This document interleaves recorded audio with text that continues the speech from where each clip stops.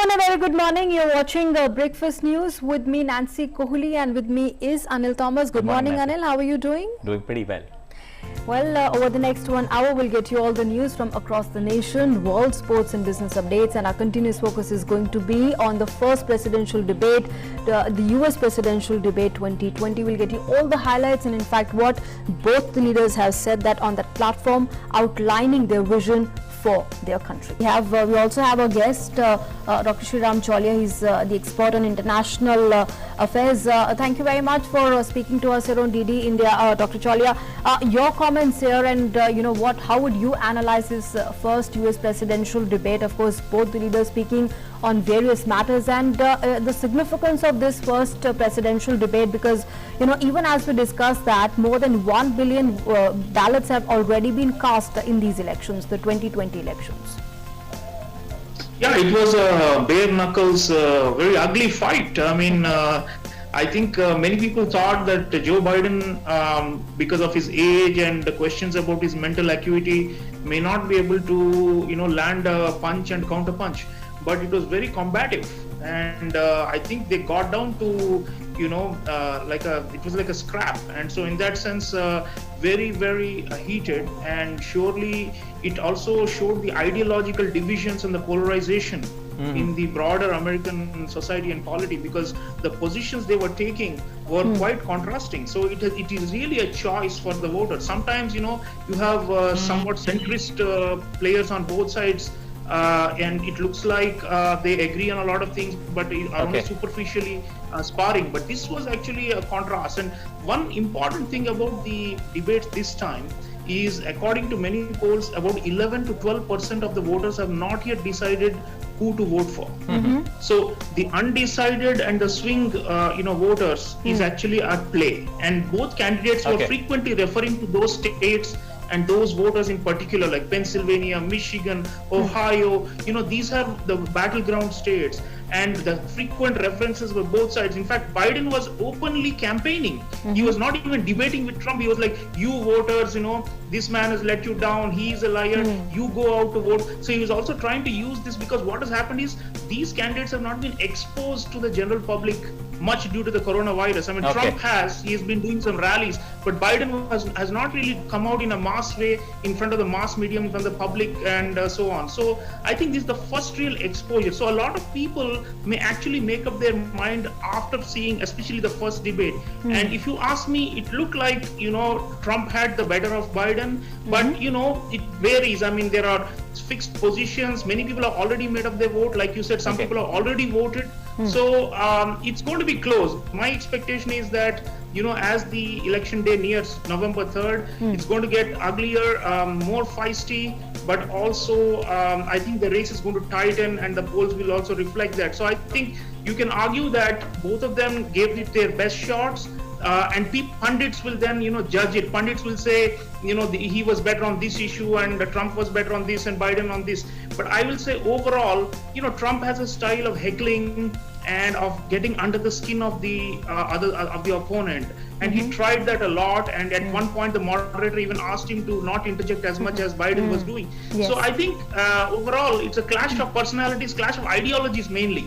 And also a question about, a distinct choice people have to make. Here is a populist, a fiery radical populist like Donald Trump, and then you have like a classic liberal, but who is also appealing to working classes, because every vote counts now. I think it's going to be a really, really hard-fought battle. Sriram, looking at the way, in that first presidential debate itself, you saw both the candidates, Trump as well as Biden, trading barbs at each other's families. Did that surprise you, or was it very much unexpected, like considering that was not one of the topics there on the line?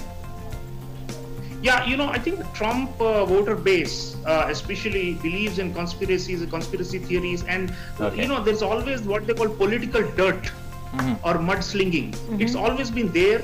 But this time, I think, because Trump has been trailing, they're looking for more such. And by the way, the whole tax income tax issue, personal income tax filing issue, is also mudslinging because the Democratic supported media have suddenly brought it out just before the debates, to say that Trump is not paying enough taxes. And on the other hand, Trump's camp is claiming that Hunter Biden, Joe Biden's son, is corrupt and is in cahoots with foreign governments and is making illegal money abroad in Ukraine, in Russia, and China.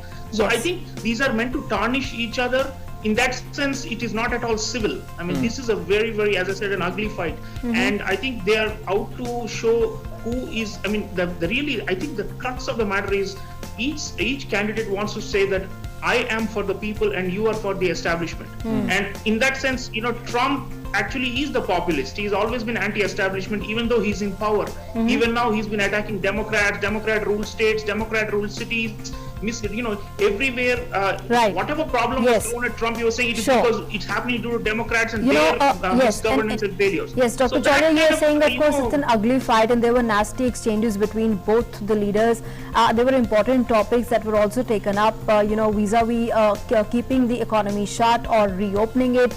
You just mentioned about, a strata of undecided voters. How important would you say that's going to be in the following round of debates? Yeah, moving the race, as they call it in America, will the debates move the race or not is an open question. But for undecided voters, certainly it will be. Look, they are indeed voting at a time of extreme crisis.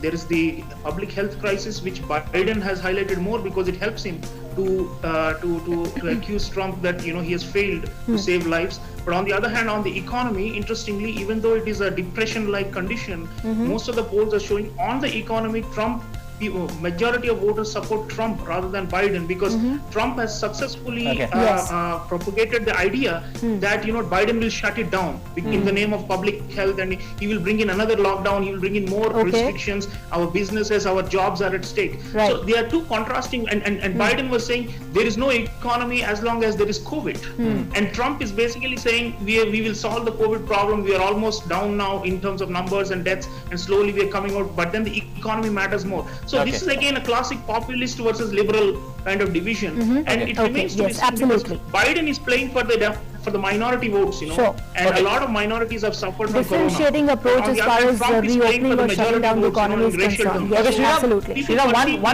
One brief take on this particular opening round of presidential debate, purely looking at what Biden pitched to what Trump countered, or the other way around. But purely, did you feel that the opening round was about winning over the black voters? Race was a very important topic, and law and order, as Trump calls it.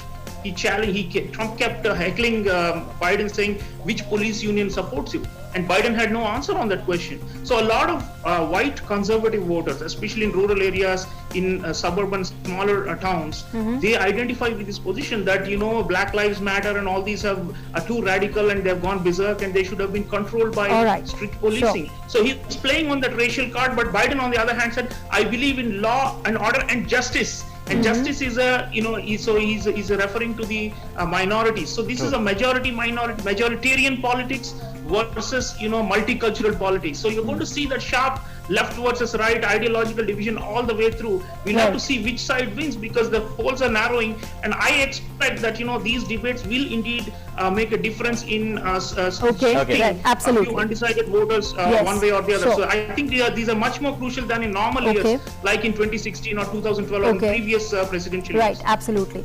At a time when the world is facing this COVID-19 pandemic, very important that's going to be. Thank you very much, Dr. Sriram Cholia, for joining us here on DD India and sharing your perspective on the first US presidential